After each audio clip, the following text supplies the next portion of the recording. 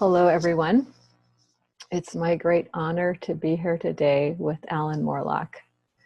I had the great fortune of meeting Allan in person more than 10 years ago when we were both in training to become first Waking Down teachers, well, Waking Down mentors, and then Waking Down teachers, and now we're Trillium teachers. And it has been my joy to connect with Allan periodically over these last 10 years and again today. I'd like to share a little bit about who Allan is for those of you that don't know him. He let me know that before the age of 4, he took 2 vows. The first one was to never forget his pre-birth nature as ever free spirit. And his second vow was to find his way home.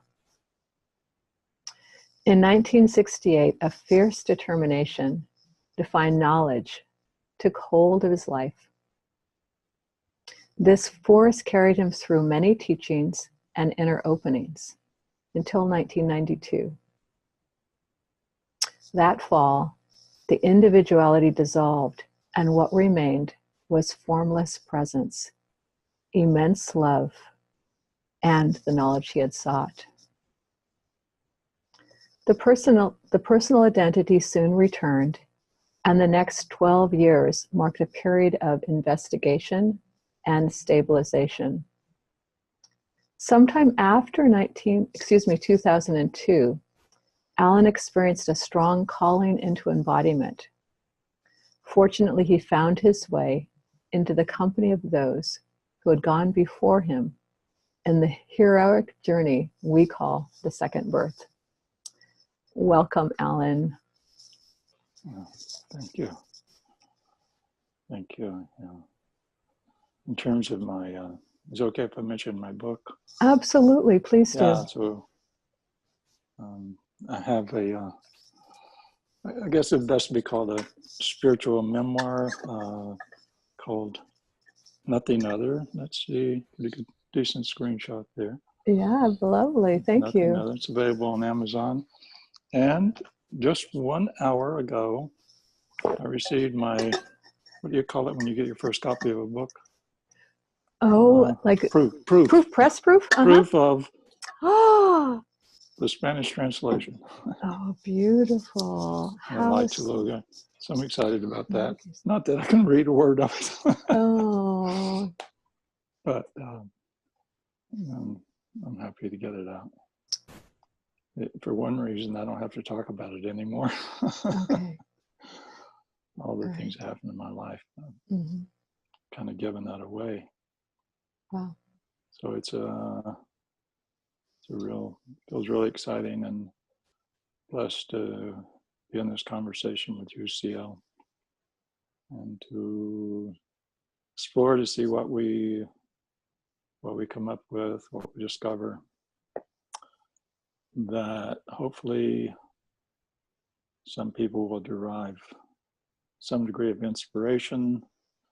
I kind of break down spiritual expression or spiritual teaching in 3 broad categories. One is inspiration, which is just like an energetic feeding for the spirit.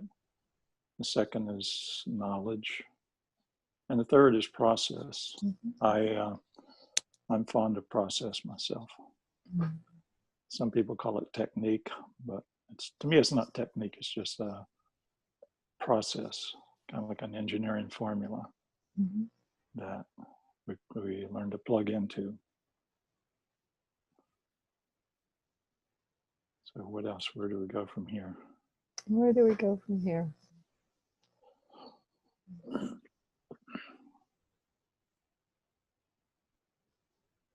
Our topic is consciousness.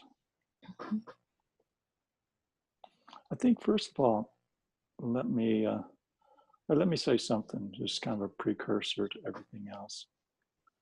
How many teachers do we have in the teacher circle now? About 40? Yeah, a little more than 40. I think we might be 43, 44 right now. More than 40. And Cielle was mentioning something earlier about how different and how unique each one is. And I think of the group, of the collective, I tend to be a little more esoteric than some, probably than most. And so Cielle and I share a love of that.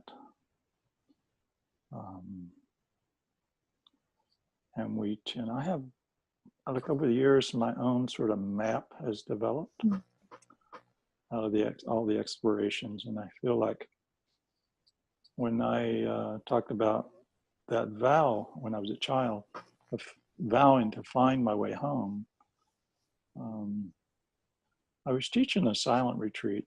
I was this designated speaker at a silent retreat a couple of years ago with about 80 some people. And I talked about this story in which my master had appeared in a dream, and someone was making a map. And I said, oh, I can help with that. I know that territory. Mm-hmm. Now, the territory in the dream was an area where I do my business work, which is a landscape business. But I mentioned that story during the retreat, and at this particular retreat, I was giving expression to my map of the process of finding their way home. And someone came up afterward and said, yeah, Allan, you really are a map maker. So I think that was kind of the cosmic setup for, not that I understood it until more recently, that I kind of volunteered to put myself into the bowels of the human experience, knowing that I would be determined to find my way back, my way into a resilient state of well-being in terms of my own divine being. And so it sort of, because I had sufficient memory of my original nature, my a priori condition, however elevated that was, or even if that means anything. But it gave me an ability to recognize transitions that I went through. So I remember things like, I remember the first time a thought came into mind, and there was this kind of shock to my being that, what the hell is that? How did that get in here? It wasn't a thought about the thought. It was just this energetic reaction to the intrusion of a thought. And then I remember the first time a concept formed in the mind. And it was a little strange, but it was also exciting. And I saw the possibility that within concept, there was a possibility of going beyond the kind of common thought. And so part of the drawback of that was I always had a bit of aversion to like the consensus thinking. Mm-hmm. All my life I've had that. I didn't know what it was, but looking back, I can see how it caused me to be in some ways dysfunctional. And there's probably some people who can relate with that. So one of the things that is kind of a broad stroke that I've, let's say, clarified is, looks like this. The body is an extension of the mind. The mind is an extension of consciousness. Consciousness is an extension of what I would call the Godhead. Mm-hmm. Now, if you don't like the word God, I completely understand that, and forgive me because I love the word God. It doesn't mean, to me, a male-dominant figurehead. It means the source and totality of everything that can exist, the ultimate source, the pure source energy. And I could figure out other terms like Great Field. There's a book called Great Field, which is a wonderful book. But rather than break that down, I'm just going to use the word God. And hopefully no one's too offended by it, knowing that I don't mean what you may have added onto that word in your past. Here it is, the great mystery, the great unknowable mystery. So derived from the Godhead, one of the derivations of the Godhead then would be what we call consciousness. Now, some people will who have recognized consciousness and realized or awakened to consciousness consider that to be God. It's not quite, doesn't quite work for me. That's why I'm breaking this down a little differently. So then condensing from consciousness comes what we call mind. And I don't just mean the conscious thinking mind, that's a part of the mind, but the mind is bigger than the conscious thinking mind. You have the superconscious mind, the subconscious mind, the unconscious mind. For example, if you're sleeping, and for me, I could be sleeping, the slightest noise, I'm awake. Mm-hmm. We used to have a cat. The cat walking on the carpet would wake me up. And when I was a teenager, when my mother would come down the hall to wake me up, as soon as she left the kitchen to come to wake me up, and I had 3 other siblings, and she would wake us up separately. But when she left the kitchen to come to wake me up, I immediately woke up. By the time she got to my door, I was usually out of bed. So there is a part of the mind that's, or let me say it this way, that what we consider the mind, or the conscious thinking mind, is a small part of a much bigger mind, which is a subset of what we refer to as consciousness. And then from mind, then stepping down from mind, or condensing mind, comes what we call body or form. That's a little more nuanced than that. And I don't want to go into that too much more in detail here. Just to sort of locate on my cosmic cosmology or map what we mean by consciousness when we talk about consciousness. Because other people may talk about it based on a different map. I don't know. Mm-hmm. They like to be as kind of precise as possible. So even the words, each word has its own vibration, and the more we can hone in on the vibration of the word and the significance of the vibration, I think the more profound their communication can become. So now let's go a little more deeper into this relationship of form to mind to consciousness. So you try to get a little more clarity about it. If you look at a building, let's say the house you live in, or a commercial building, you see a particular building. Now, contained sort of prior to that building, or more subtle than that building, you would find a design, a blueprint. Now you could have one blueprint, and you could have 1,000 different buildings based on that blueprint. As soon as you build a house, for example, from the blueprint, some of the corners are not going to be 90 degrees. Some of the walls are not going to be absolutely plumb. And there's going to be little nuances that'll differ from building to building, even if you build 10,000 houses out of one blueprint. So the more deeply we go into form, the more variation there is. But the blueprint can be the same. Now, where does the blueprint come from? The blueprint comes from the knowledge, the accumulation of knowledge of an engineer or architect. So then you've got the intelligence, which designs the blueprint from which you derive the form.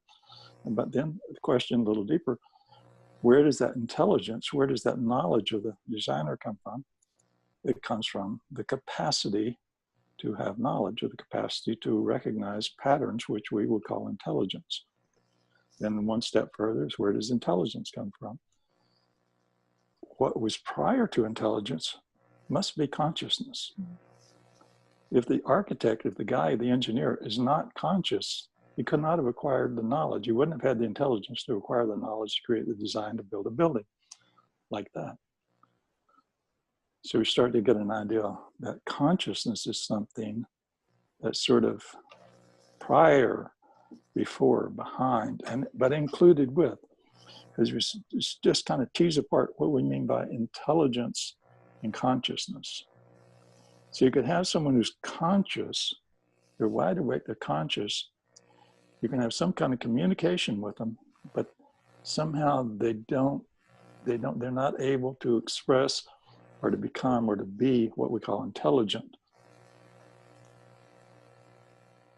It's not that they're less than or something's wrong with them, it's just the ability to express, I kind of boil intelligence down as the ability, capacity to recognize patterns, discernment of patterns. We could call that intelligence.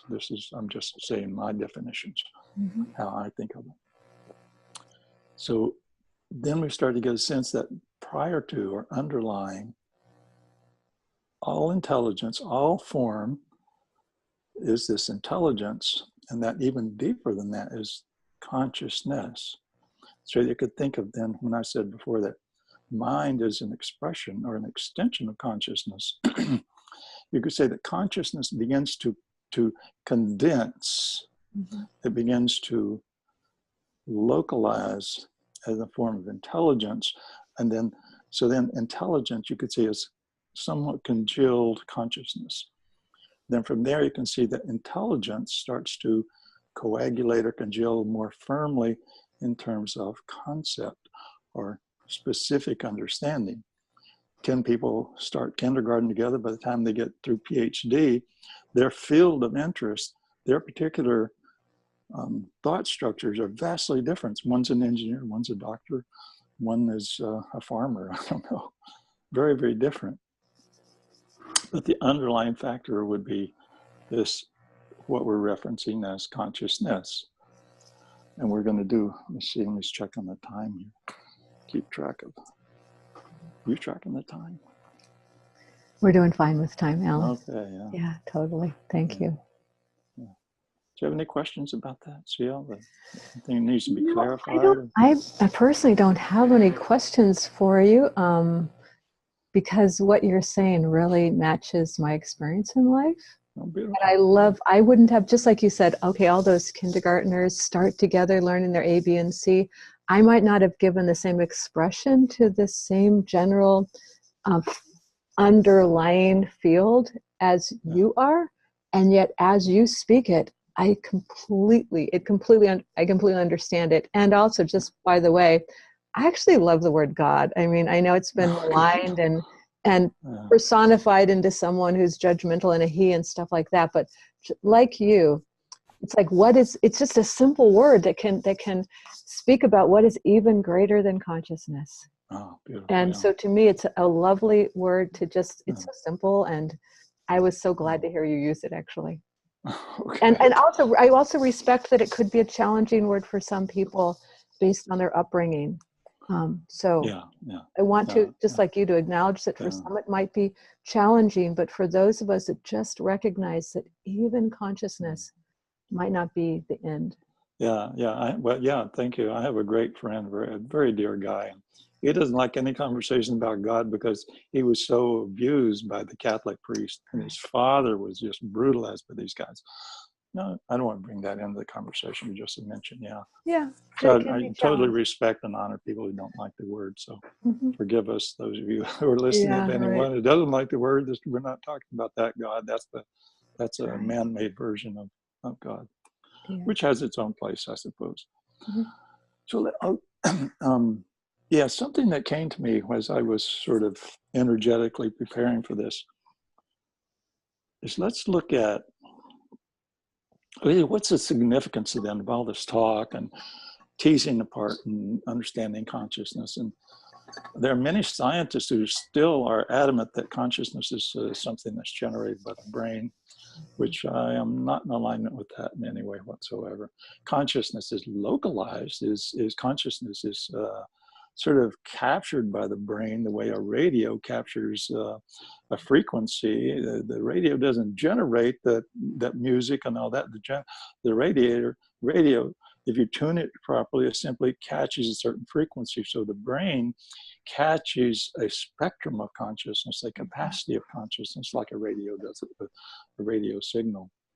Maybe that's just my opinion, but I certainly I hold that opinion pretty strongly.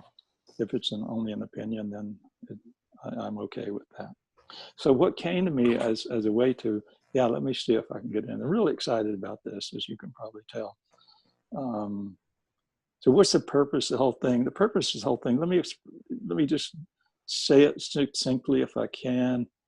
The purpose, I would say, is to derive a sustainable, long-term, evolutionary platform of well-being. Sustainable, long-term, and evolutionary platform of well-being. Now, let me go into that a little more deeply. We historically if we go back, I think relatively short term in human history, we'll see that the human being derived its well-being from the small collective, my tribe. My well-being was largely derived from my place in my tribe. When I first started going to India around 1990, I would meet like village people. And as they would question me through a translator, obviously, their questions were asking about my group. They weren't asking about me. Like if I meet someone, I want to know, where do you live? What kind of tribe would want? I'd like to know what kind of trees you have on your property. That's one of my peculiarities. But I just wouldn't be drawn to asking people what tribe you belong to. But I think this is a valuable part of the conversation. So at one time we derived our sense of security or sense of well-being by being embedded in our tribe. And I am, by the way, part Native American, and I've had a lot of some mystical experiences with the Native consciousness. Mm-hmm. So I'm speaking somewhat from experience. Now, where we've come to, then from there, we kind of leaped into, I'd say within the last, 150 years maybe, mm-hmm. a kind of great, a great experiment in individuation. Mm-hmm. Where now most people are very, very individuated, and the individuality has kind of become, it sort of becomes our deeply embedded with our sense of self. And we're kind of on our own to derive a sense of well-being based on our individuality, which the pain of it is that it brought us into a deep sense of isolation and separation. And I'm going to add a little bit of esoteric here, because that's what I love to do. The sources and my feeling about things is the human experiment, as I think of it, has come to this precipice a number of times to where that individuation became so extreme, because with the extreme individuation also comes interspecies conflict, because we're trying to derive a sense of well-being, a sense of safety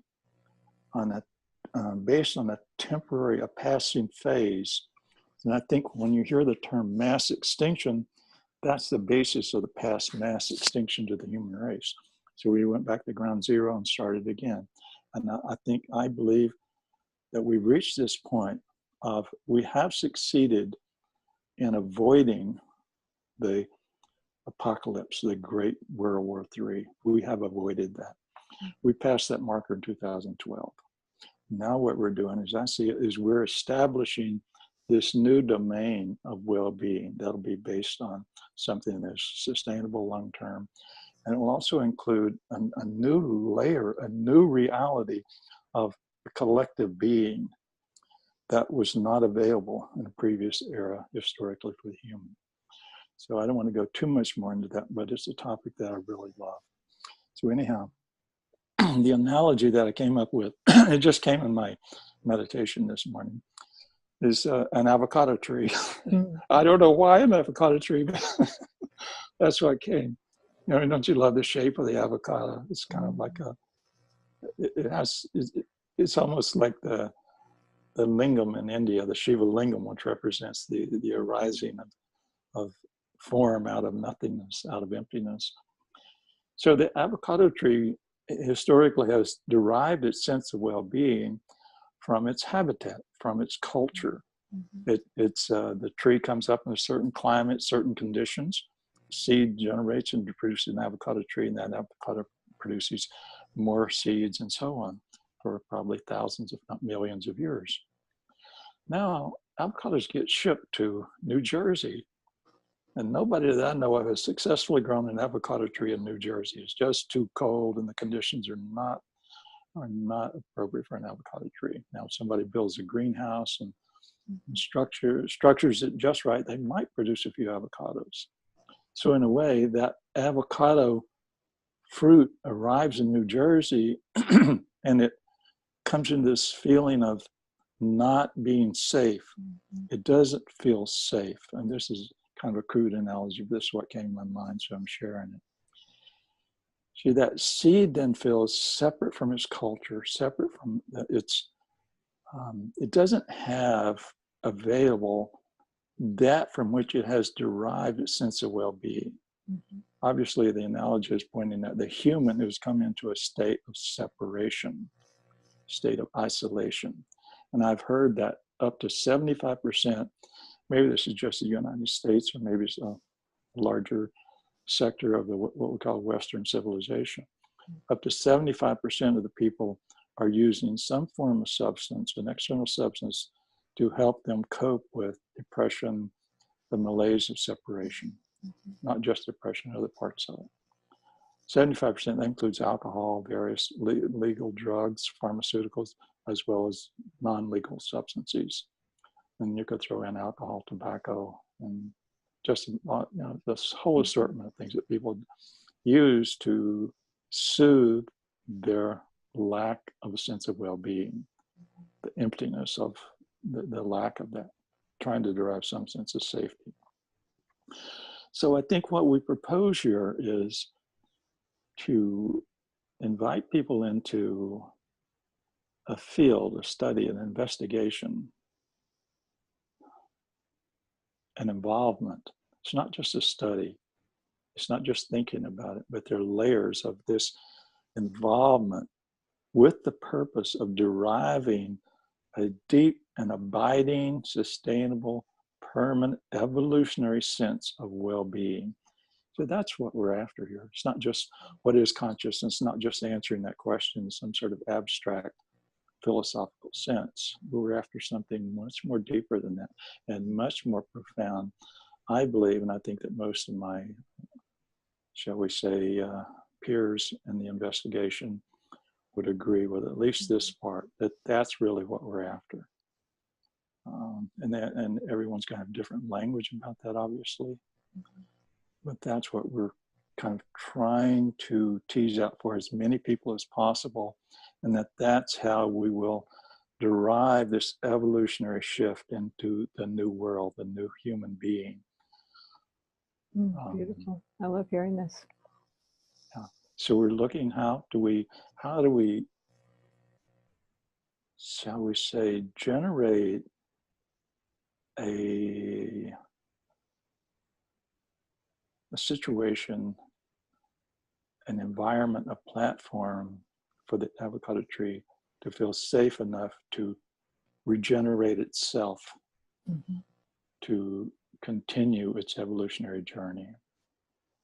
Each of us being the avocado seed that's been taken out of its culture, out of its natural environment, its native environment. And yeah, I think Allan, that, go on. I think that that's a big part of what we're doing, is kind of developing this new platform for the collective to move forward, doing our little part in that.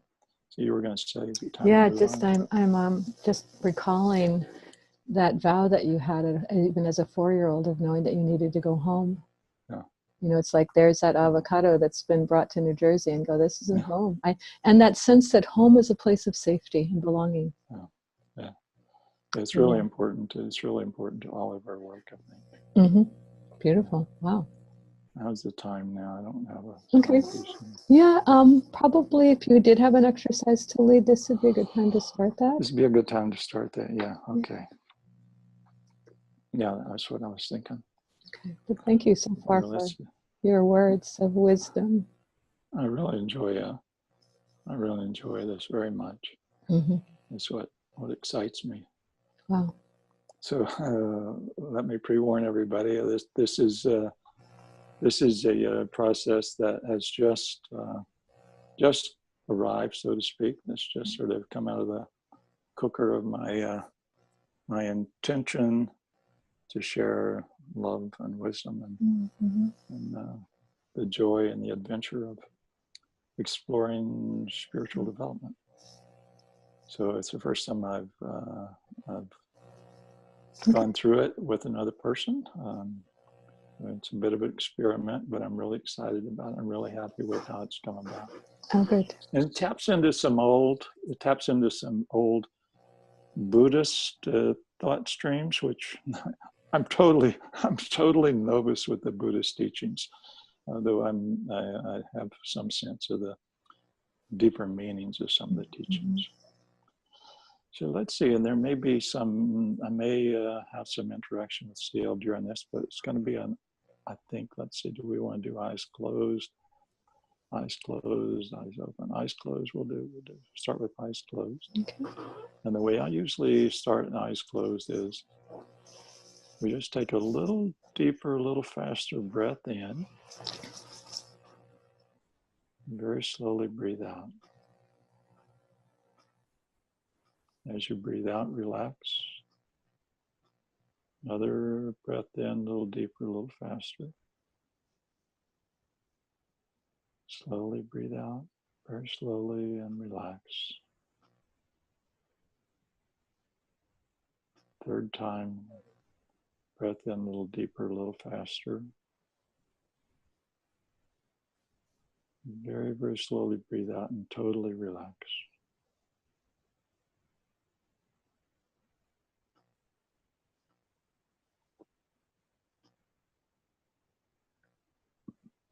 Just be aware of your body, contact your body on the chair.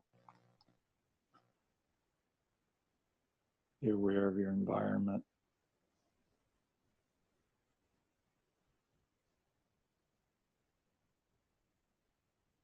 Just register that for these few moments you're safe, all is well.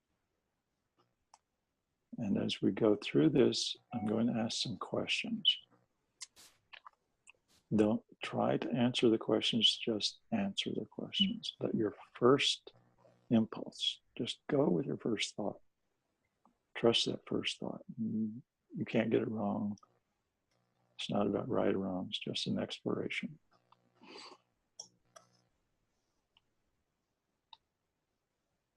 Just notice any thoughts that come into the mind. And ask the question of those thoughts. Are these thoughts giving me or attempting to give me a sense of well-being?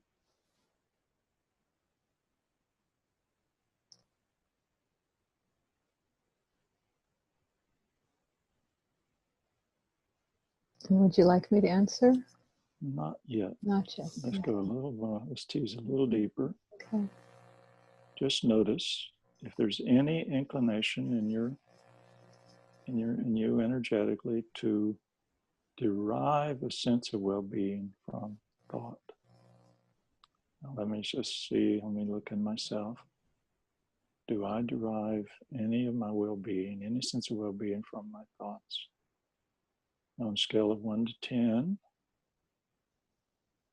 3. I'm at about 3. And you, Cielle, on a scale of 1 to 10, what do you notice? 10 being the most. 4. 4, good. Mm-hmm. Yeah. Just be honest. It's about being honest, totally honest with yourself. It's not about referencing some script of another spiritual teacher or an ideal or something that's in a book. Okay. Now let's explore feeling and emotion. The whole range, the whole spectrum of emotion and feeling. Just notice any emotions and feelings that are there. I'm still feeling a bit of nervousness, kind of, am I doing it right? Just noticing it, not trying to change it. Especially ambient emotions, you may never, so ambient and so constant, you may never have noticed some of them. Let them become obvious. And ask the question, to what extent am I deriving my well-being from my emotion and feelings?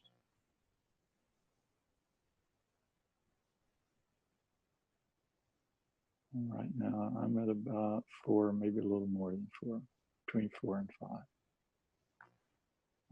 What do you get, Cielle? I was getting 6. 6, okay, good.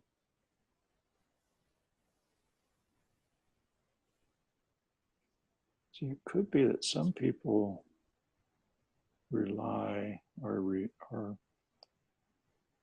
of derive their sense of well-being 100%. On a scale of 1 to 10 to 10.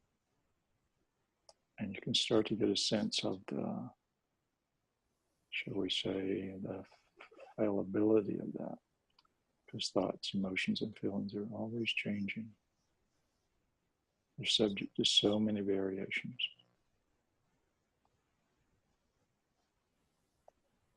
So for this moment in time, however briefly, it doesn't matter, split second or a few seconds,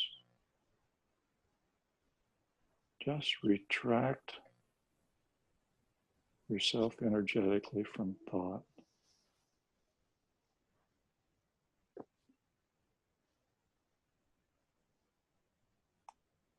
Yes, with your intention, rely on your intention, trust your intention. And for one moment, one split second, I will retract my sense of well-being from thought completely. And see if you can touch that.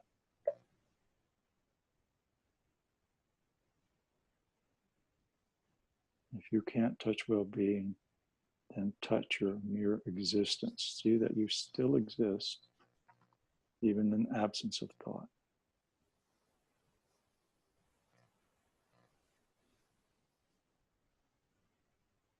Now let's move to emotion and feeling. And for one moment, one brief moment, one split second, see if you can touch part of yourself that does not depend on emotion and feeling for a sense of well-being.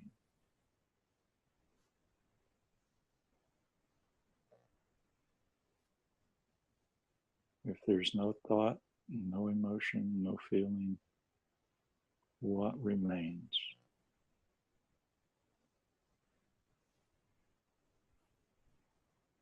On a scale of 1 to 10, be at 0.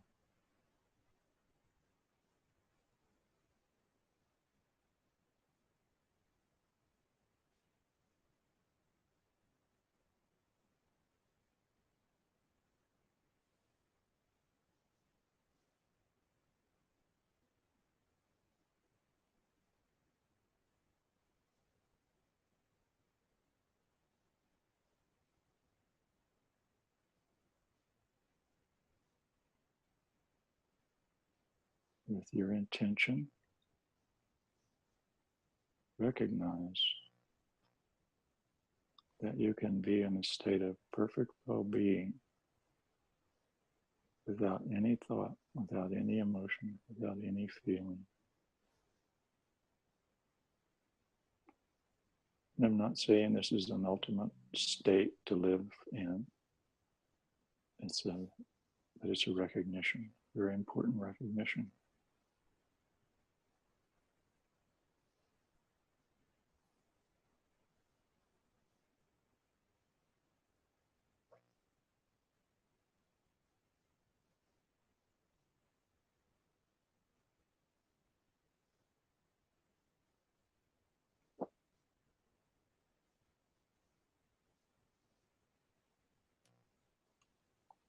Now, you would have noticed by now that you can remain conscious without without any thought, without any feeling, without any emotion. You're still conscious. Is that clear for you, Cielle? Yes. Mm-hmm. Yeah. I'm still conscious. Thoughts and feelings and emotions come and go, but I remain conscious. Let's take one more incremental step and just look to see, am I being conscious or am I being consciousness itself? See if there's any distinction there. Just notice what's the distinction between being conscious and being consciousness.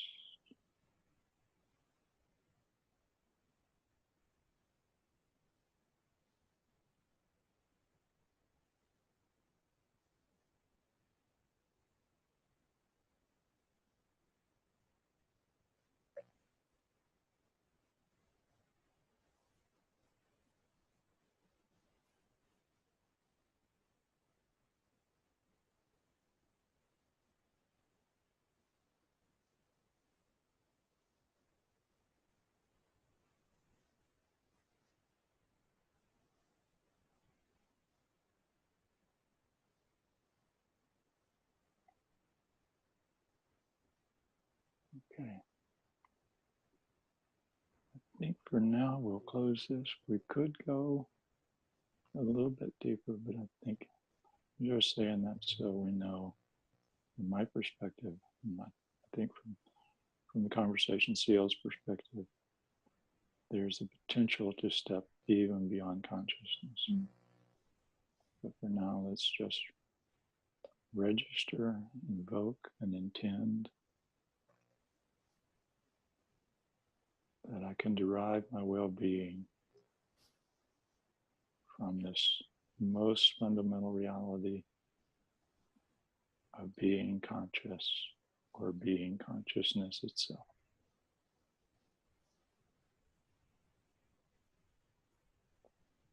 When you're ready, we'll open the eyes. For those who are listening in, take your time, be gentle.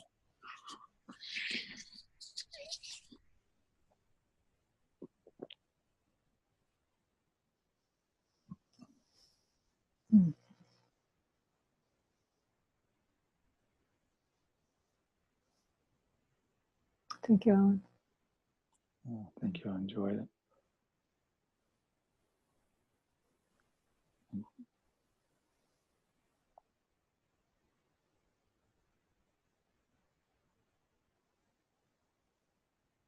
How was that for you, and any comments or? Yeah, I'd love to share a little bit, and will have to speak in metaphor because I cannot speak directly of this experience, even though it was a direct experience. But so it was so interesting that I could find myself simultaneously able to listen to your questions and find answers to them, while at the same time my sense of self, maybe I'll say, was becoming more and more identified with something that was much bigger than the part that was listening. Yeah. But the unique thing that happened for me was when you suggested that I also, even if only for a split second, withdraw my attention from the field of the mind and the field of the emotions. And earlier you'd asked me, something of sense of well-being, like on a scale of 1 to 10, where I could find myself. And so the thinking part of my mind, also on a scale to 1 to 10, wanted to see how I was finding a sense of a wellness or ease, or again, your words escape me at the moment, in that when I pulled my awareness away from physical sensations, emotions, and thinking mind. And when I did that, this is where I'd have to speak in metaphor. It was as if, because before I had a linear scale of 1 to 10, it was as if that linear marking point turned into a circle. Oh. And I could not identify the difference between the 10 and the 0. And then, because it's like, I don't know, that's all turned into 1. 1 0 or 1 10, there was no difference between the two poles. And then what happened, because of that, again, that metaphor of a circle or a sphere was so apparent to me, it was as if that sphere that we might call consciousness, because you asked to differentiate between conscious and consciousness. Yeah. Consciousness became this sphere in which all was contained. And yet there was still conscious awareness of the consciousness that which all was contained. So it was really a beautiful...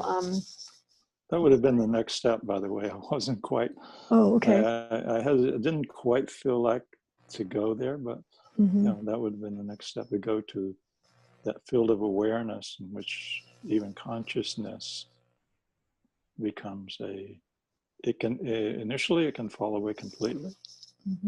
And then developmentally it becomes an apparent subset. And like I say, I speak in my experience in terms of the way my mind wanted to understand it at any way. It created this metaphor of a line becoming a circle becoming a sphere containing all. And that's, again, this metaphor may not work for other people, but, It works for me. Okay. Yeah. So I thank you. Thank you so much for...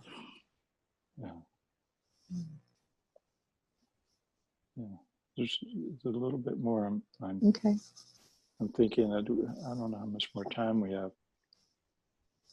I think we can spend a little more time. Although I must admit I can't quite remember how long ago we started. But your device should say somewhere. I don't know if you can locate how long we've been on, but and how long it's been recording. Probably not. Yeah, that's true. It's something I want to just kind of back up a little bit, as though go back to the beginning and kind of re-examine the whole conversation, but from a different viewpoint, using different analogies. So for a long time in my teaching, I'd been saying, we don't experience reality directly. We experience an interpretation of reality. And that's, I think, a really important, and I think that's a crucial threshold in the spiritual journey, is to really get that we don't experience reality directly. We don't even we don't know for sure whether we experience reality or not. What we know is that we have an experience, we have something's happening, and we derive an interpretation. Information comes in through the eyes in the way of electromagnetic signals, the ears, and so on. And that data gets plugged into this big computer. It's the most amazing computer. Man hasn't come anywhere close to inventing a computer that's this complex and this nuanced. So that computer that we call the brain, and something bigger than the brain, runs an algorithm at super high speed, and we interpret an experience. Now here's a book. I love this book, Bolado. Can you see it? Yes, I can. Deviant by Bolado. He's on YouTube, and he's not particularly what we call a spiritual person, although he obviously is in my eyes. But I was so fascinated by this guy. I bought his book, and I rarely buy a hard copy book. I get them on Kindle, and I never finish them. True confessions here. So here's what Bolado says, which I was so excited to read this. It completely confirms what I'm seeing. And I'm not reading this in sequence from the book. I'm just going to read a really short piece. He says, perception derives not just from our five senses, but from our brain's seemingly infinitely sophisticated network that makes sense of all of the incoming information.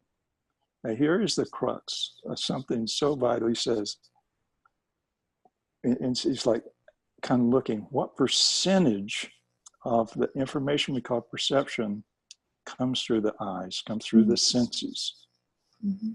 What would you guess? Just your first 80%. Thought. You're saying 80%? Yeah. In fact, in terms of the sheer number of neural connections, just 10% of the information our brains use to see comes from our eyes. Wow. 10% comes from the eyes. The brain generates 90% of what we see. Wow. Wow. Thank you. Wow. No, you think of, okay, where does the brain, how does the brain derive and catalog that 90%, the database for that 90%? Everything we've experienced and interpreted up to date, and a lot of that is from our culture, from our parents, from our teachers, from our geography. You can start to see how nuanced it is and why each person is so unique and so different and so special. Mm-hmm. Although it doesn't always, being special doesn't always feel special, but unique. And it's just such a beautiful thing. And then going back to what I was talking about before, then you can start to see that everything. So there's a basis for this thought. It's not a thought that I use a lot, a big part of my teaching. But you can start to see how this thought that's kind of presented by a lot of teachers, that everything is consciousness. Mm-hmm. So from my standpoint, everything is constructed of consciousness, but not just consciousness. I would say everything's constructed of consciousness plus energy. Okay. So we could say, if you look at the Indian teaching, for example, which I'm somewhat steeped in, it means Shiva Shakti, energy and awareness, energy and consciousness is what constructs everything.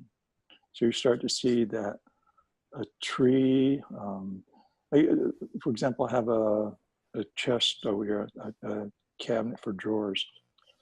It's a wooden cabinet.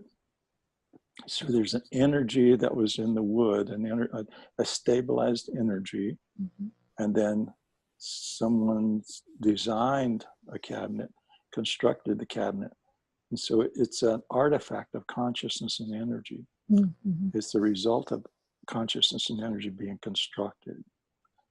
So everything then is made of this consciousness plus energy. It's one thing, but we kind of break it down into these two primary components, which I don't think can be completely separated, although if we go too far into one direction, onto one side of that equation, let's say we go too far onto the side of the equations, it's just consciousness, and we go into this kind of nirvikalpa samadhi, or state of absolute empty consciousness. We go too far on the other side, which is only the energy, then we kind of go into that state of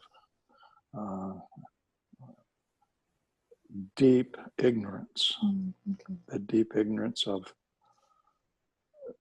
being rather robotic in our life and expression, and just believing what we're told to believe, and not having any curiosity about an evolutionary expansion of our understanding and our development. But somewhere there's that balance of living in an energetic world and consciousness, which I believe we're doing our part and our way of teasing that out in Trillium Awakening, with this balanced approach of working to develop consciousness, working to develop mutuality, or the experiment of how humans can be together in a more optimal way.